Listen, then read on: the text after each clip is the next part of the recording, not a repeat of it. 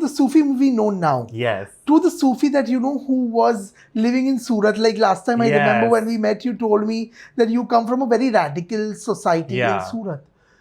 What were the challenges growing up, Sufi? Being different in a society that is so extreme and stringent about a lot of things. No, so especially in Surat, because I used to live in an area which was filled with just like people from my community, and my community being Muslim. And so I was always under a microscopic lens because I was very different from the regular straight boys just running amok. So like that, I used to get berated quite a lot when I was young, like in the sense that don't walk like this, don't hold your teacup like this, don't do like this. And then the most extreme was when people used to call up my parents and then sit and abuse at them, that why are you allowing your son to behave like this? So in that sense, it was very, very harsh.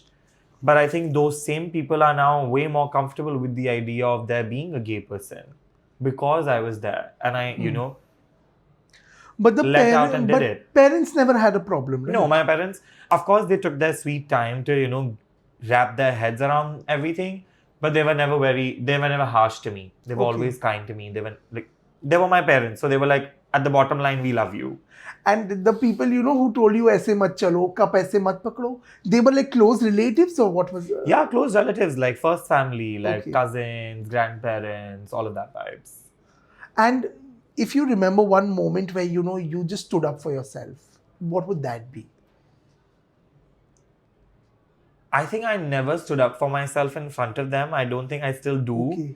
Because I feel like I've always just given them grace because I have this mentality where it's like, if it took me 5 years to come to terms with my sexuality, just because I jumped it on them at 17 doesn't mean that they are, I have to have that expectation that they will automatically be okay with everything. Like they have been for the last 40, 50 years, been conditioned and told again and again and again that, this is like a big issue. So, of course, I just decided to give them their space and time to come to terms with it on their own speed. I just distanced myself from them at that point of time. And I think that was the best decision for all of us. And then now we've all just come back close-knit again together. And, it's commendable, how thick-skinned you've been through. Like, you've become today. But today also, does scrutiny, does trolling, all the backlash affect you? Yes. I think anybody who sits in an interview and says that, oh my God, it doesn't affect me, is either Therapy Pro Max doing something in their mental health game or they're lying to you. Because it's impossible, because your brain is an echo chamber. If you read something 10 times, you will automatically think it the 11th time that maybe this is true. Yeah. So, of course, I have retained a lot of insecurities that I have picked up from social media. Like, I never had an insecurity about my hair. I never had an insecurity about my weight. I picked up all of that from social media, but I think I have tried my best to, police myself in the sense that I don't let it get to me anymore, where I don't base my perception off of what people are saying. So now I have my perception of who I am and I'm very happy with my sense of reality. People are allowed to say whatever they want, and I'm sure if they say something constructive, then I will take it into consideration. But what bothers you the most?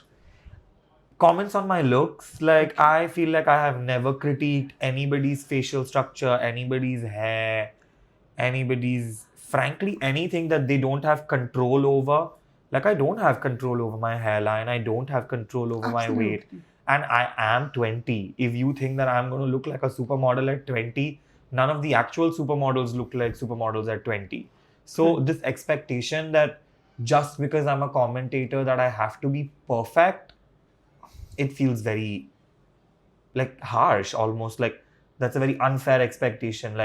You all are fans of people with 100 million followers, yet you don't expect them to be perfect.